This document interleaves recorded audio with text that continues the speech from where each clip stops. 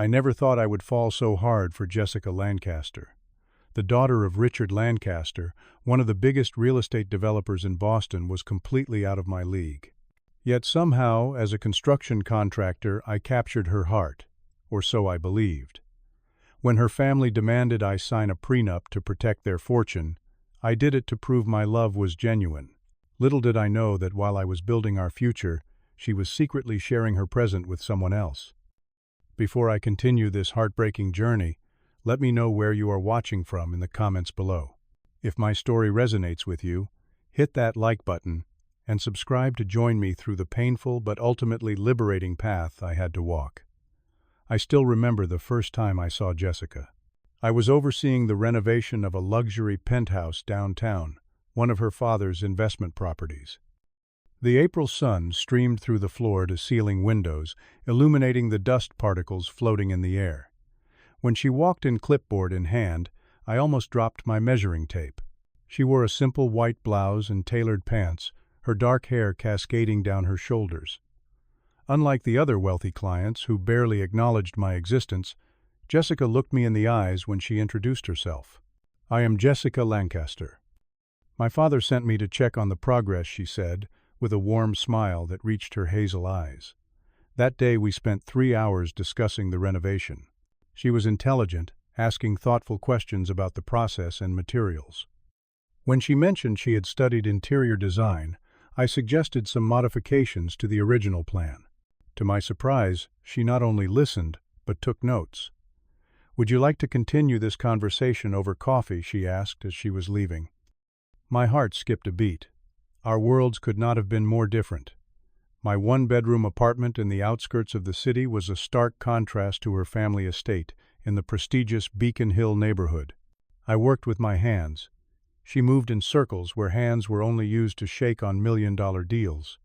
Yet when we were together, those differences seemed to melt away.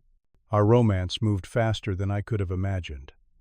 Within weeks, we were spending every free moment together. Jessica showed genuine interest in my work and my dreams.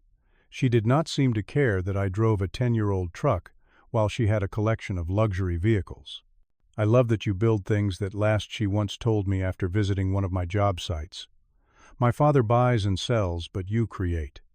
I took her camping at Lake Winnipesaukee, worried she would hate roughing it. Instead, she surprised me by knowing how to build a perfect campfire. We stayed up all night talking under the stars, and that was when I knew I was falling in love with her. I will never forget our 3rd-month anniversary. I splurged on tickets to the symphony, knowing she loved classical music. As the orchestra played Beethoven, she rested her head on my shoulder and whispered, "I have never felt this comfortable with anyone." Meeting her friends was intimidating. Dinners at exclusive restaurants, where the menu had no prices, conversations about summer homes in the Hamptons, and inside jokes about boarding schools I had never heard of. Jessica always made sure I was included, explaining references and subtly changing subjects when I seemed out of my depth. For 6 months, everything seemed perfect. I saved every extra dollar I earned and worked weekends to afford a ring. It was not impressive by her social circle standards, a single 1-carat diamond, but I was proud to have bought it without debt. I proposed during sunset on the rooftop of the building where we first met. The renovation was complete, and I had arranged special access. When I knelt and opened the box, her eyes welled with tears.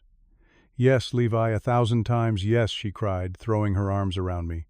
That night, floating on cloud 9, I had no idea about the storm brewing on the horizon.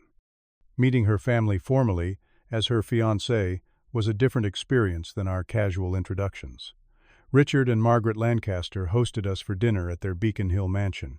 The house was more like a museum with priceless art on the walls and antique furniture that I was afraid to sit on. "So Levi, Jessica tells us you work in construction," Richard said, swirling his 30-year-old scotch. The way he said construction made it sound like I collected garbage for a living. "Yes, sir. I am a contractor specializing in high-end renovations." "And what are your plans for the future?" "Surely you do not intend to work with tools forever?" Margaret asked, her smile not reaching her eyes. "Actually, I hope to grow my business, eventually managing multiple crews across the city," I explained. Jessica squeezed my hand under the table.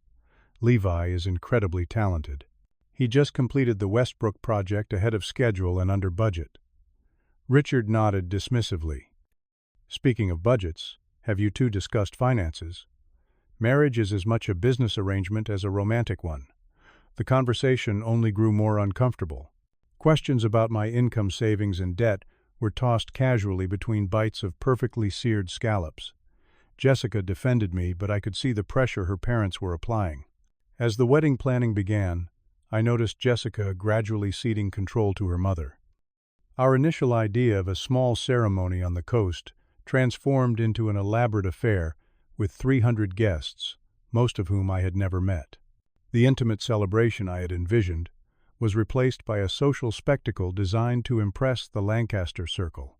"It is important to my parents," Jessica explained when I expressed concern about the growing guest list and budget. "They are paying for everything, so I feel like I should let them have this." I reluctantly agreed, telling myself it was one day, and what mattered was our life together afterward.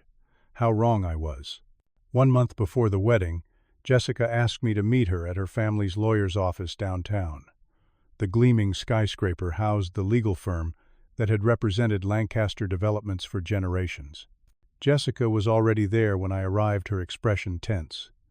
"Mr. Miney's—" "Thompson, please have a seat," said Gregory Phillips, a silver-haired man with piercing blue eyes and a handshake that felt like a vice grip. "We have some paperwork to discuss." That was my introduction to the prenuptial agreement. As Phillips explained the terms, I felt increasingly sick to my stomach. The document essentially stated that in case of divorce, I would walk away with nothing. All assets acquired during the marriage would remain with Jessica, including any appreciation in value of my business if she contributed in any way. Even our future home would remain entirely hers. "This is standard for estates of this magnitude," Phillips explained, as if he were discussing the weather rather than the systematic devaluation of my contribution to our future marriage. When we left the office, Jessica broke down in tears. "I am so sorry, Levi. I tried to fight it, but they are threatening to cut me off completely. No trust fund, no job at the company, nothing." "Do you think I am marrying you for your money?" I asked, hurt flooding through me. "Of course not. But my parents, they are just protecting what they built. Please understand, this changes nothing between us. After sleepless nights wrestling with my pride, I signed the papers. I wanted to prove to her family and perhaps to myself that my love for Jessica had nothing to do with her wealth. I believed our marriage would last forever, making the prenup irrelevant. Our wedding was a lavish affair at the Lancaster country estate. 287 guests witnessed our vows under a canopy of white roses. Jessica looked breathtaking in her designer gown, and for a moment, all my doubts melted away. The honeymoon in Bali was like a dream, 2 weeks of pure bliss in a private villa overlooking the Indian Ocean. We made love, explored ancient temples, and talked about our future. I felt like the luckiest man alive. The first few months of marriage were everything I hoped for. We moved into a beautiful brownstone in Back Bay, purchased by her parents as a wedding gift. I continued growing my business while Jessica took a position at her father's company. Gradually, almost imperceptibly, things began to change. Jessica started spending more evenings with her friends from university and work. Our conversations grew shorter, less intimate. One night, as we were getting ready for bed, her phone buzzed with a text. When I glanced over, I caught a glimpse of a message that seemed oddly intimate. Jessica quickly turned the phone over. "Who was that?" I asked casually. "Just Amanda.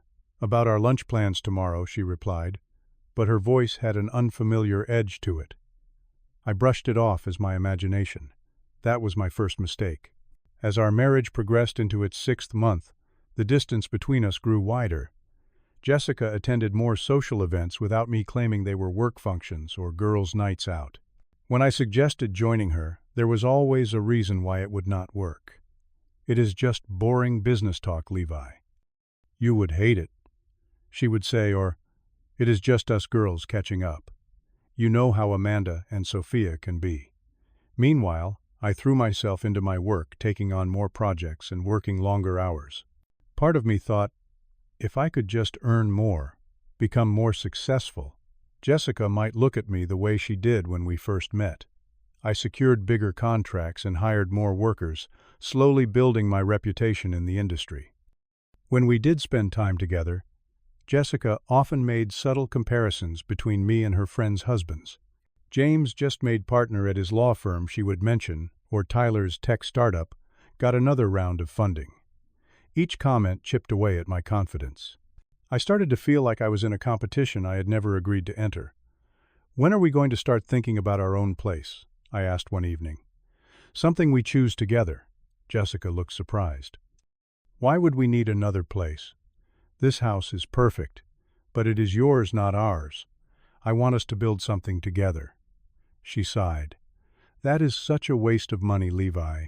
Besides, Daddy would be hurt if we moved out of his gift." The same conversation played out when I brought up starting a family. Jessica always had a reason to wait. First, she needed to establish herself at work. Then she wanted to travel more. The goalposts kept moving. "I am just not ready to give up my freedom yet," she said, when I pressed the issue after her 32nd birthday. The way she said freedom made marriage to me sound like a prison sentence. Small things began to nag at me. Unexplained charges on our shared credit card for restaurants I never visited, weekends away with friends I had never met, late-night calls that she took in another room. Once I found a small jewelry box containing platinum cufflinks in her drawer when looking for a charger. When I asked about them, Jessica claimed they were a gift for her father's upcoming birthday. But Richard's birthday had passed 2 months earlier. A mutual friend, Thomas, who had introduced us, started acting strangely around me. At a dinner party, I found him and Jessica in deep conversation that abruptly ended when I approached. "Everything okay?" I asked. "Just catching up," Jessica said quickly. Thomas avoided my eyes and excused himself soon after. When I mentioned this to Jessica later, she accused me of being paranoid and controlling. Our first major fight followed, ending with her sleeping in the guest bedroom. The next morning she had already left when I woke up. A text informed me she would be staying at her parents' house for a few days to think about things. I spent those days in agony, questioning everything about our relationship. Jessica returned with expensive peace offerings and sweet apologies. Things improved for a while, but the underlying issues remained unaddressed. The passwords on her devices changed. Her phone was never left unattended. She began showering immediately upon returning home in the evenings. All classic signs I was too blind to recognize. The truth revealed itself on a rainy Tuesday in October, 8 months into our marriage. I was supposed to fly to Chicago for a 3-day conference on sustainable building practices. My flight was canceled due to severe weather, and rather than wait for the next day's departure, I decided to surprise Jessica by coming home. I stopped to pick up flowers and her favorite chocolates, imagining a romantic evening together. When I pulled into our driveway at 7:30 p.m., I noticed an unfamiliar Maserati parked on the street. Using my key, I entered quietly, hearing soft music playing upstairs. As I climbed the stairs, I heard Jessica's laugh, followed by a male voice. My heart pounded in my ears as I pushed open our bedroom door. There was my wife in our bed, with Bradley Wellington, son of my father-in-law's business partner and Jessica's ex-boyfriend from college. The scene is burned into my memory, though I wish I could erase it. "Levi." Jessica gasped, clutching the sheet to her chest. Her surprise quickly transformed into something else, annoyance at the interruption. "What are you doing home?" she demanded, as if I were the one transgressing. Bradley, meanwhile, had the audacity to smirk.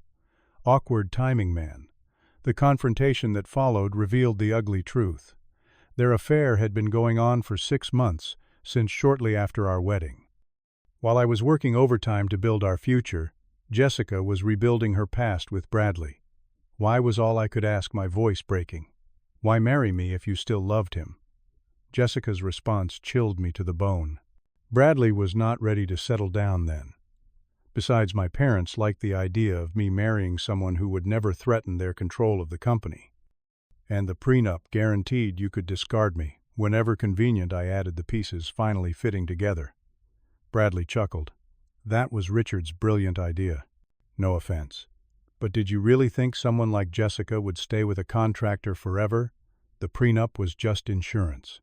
I left that night with only a duffel bag of clothes, unable to bear another minute in what I now realized had never truly been my home. The divorce proceedings were as brutal as expected. Jessica's family lawyers wielded the prenuptial agreement like a weapon, ensuring I walked away with nothing from our short marriage. Since our home was in her name, I had nowhere to live. My business had grown but was still recovering from investments in new equipment, leaving me financially strained. I crashed on my friend Dave's couch while trying to piece my life back together. Depression hit me hard. There were days I could barely find the motivation to get out of bed. My work suffered as I missed appointments and made careless mistakes. The divorce was finalized 3 months later, Jessica keeping everything as stipulated in the prenup. To add insult to injury, I learned the affair with Bradley had been common knowledge in their social circle. People who had smiled and toasted our marriage had been laughing behind my back the entire time. Rock bottom came when I ran into Jessica and Bradley at the Capitol Grill. They were celebrating their engagement with her parents, looking like the perfect power couple. Jessica wore a ring that made her engagement ring from me look like costume jewelry. When our eyes met across the restaurant, there was not a trace of remorse in hers. Richard noticed me and whispered something to the maitre d', who promptly asked if I would prefer to be seated in another section. That night alone in Dave's spare room that had become my temporary home, I felt utterly defeated. Everything I had built, both professionally and personally, lay in ruins around me. I was 34 years old, divorced, nearly broke, and completely lost. My turning point came during a routine day at a renovation site 3 weeks later. I was distracted making measurements for the third time because I could not focus. Frank, my 60-year-old foreman who had been in construction for over 40 years, pulled me aside. "I do not know what is eating you, Levi, but I have watched you waste away for months now. Whatever happened, you have 2 choices. Let it destroy you or let it rebuild you." His words hit me like a bucket of cold water. That night, I could not sleep, Frank's advice echoing in my mind. By morning, something had shifted inside me. I realized I had been defining my worth through Jessica's eyes, trying to be good enough for someone who had never truly seen me. I got up early, shaved my depression beard, and made 3 decisions I would get certified in sustainable construction, focus on rebuilding my business, and never again compromise my self-respect for anyone's approval. The next 6 months were grueling. I rented a small studio apartment and worked 14-hour days. Mornings were spent on job sites, afternoons, running the business, and evenings, studying for my certification. Weekends were dedicated to creating a new business plan, focused on eco-friendly renovation, a growing niche in the market. Slowly, things began to change. I earned my certification with distinction. A small project I completed for a local restaurant earned a feature in a regional architecture magazine. New clients began seeking me out specifically for my sustainable approach. To clear my mind and rebuild my body, I started running every morning before dawn. The physical exertion helped process my emotional pain. Each mile felt like leaving a piece of my past behind. I joined a support group for divorced men, where I found understanding without judgment. Sharing my story and hearing others helped me realize I was not alone in being deceived. More importantly, I learned that Jessica's betrayal reflected her character, not my value. 1 year after the divorce, I bid on the Riverside Community Project, an ambitious plan to convert an abandoned warehouse into affordable housing, using sustainable materials. It was much larger than anything I had attempted before, but I had prepared meticulously. When I won the contract over several established firms, it marked a turning point for Levi Thompson's sustainable construction. The project's success led to others. I hired a team of dedicated professionals who shared my vision. We specialized in transforming outdated properties into energy-efficient spaces that preserved their original character while reducing environmental impact. 18 months after hitting rock bottom, my company was featured in Business Innovators magazine as a rising star in sustainable construction. The article highlighted our commitment to environmental responsibility and community development. The photo showed me standing proudly with my team in front of the completed Riverside project. Financial success followed.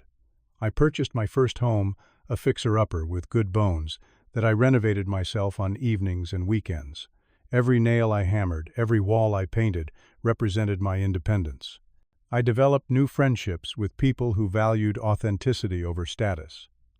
My social circle expanded to include artists, teachers, and entrepreneurs who were passionate about their work and lived with integrity. The man who emerged from this transformation barely resembled the one Jessica had married and discarded. I was stronger, more confident, and completely self-reliant. Most importantly, I had discovered my own worth independent of anyone else's validation. It was at the Green Building Expo that our paths crossed again 2 years after our divorce. I was there representing my company, which had just won an award for innovative use of reclaimed materials. Jessica approached my booth, dressed immaculately, as always. "Levi, you look different," she said, her eyes taking in my tailored suit and confident posture. "Life has a way of changing people," I replied neutrally. She lingered, asking about my projects, complimenting the display models. Then came the information I had not asked for. She and Bradley had broken up 6 months earlier. "He was not who I thought he was," she explained, irony apparently lost on her. I nodded politely and excused myself to speak with potential clients. That evening, my phone lit up with a text from an unknown number. "It was good seeing you today. Maybe we could catch up over drinks, Jessica." I did not respond, but the messages continued over the following weeks. First casual, then increasingly personal. Old photos of us, reminiscences about good times, questions about my life. When I maintained my distance, the strategy changed. She appeared at a coffee shop I frequented, then at a client meeting where she happened to know the owner.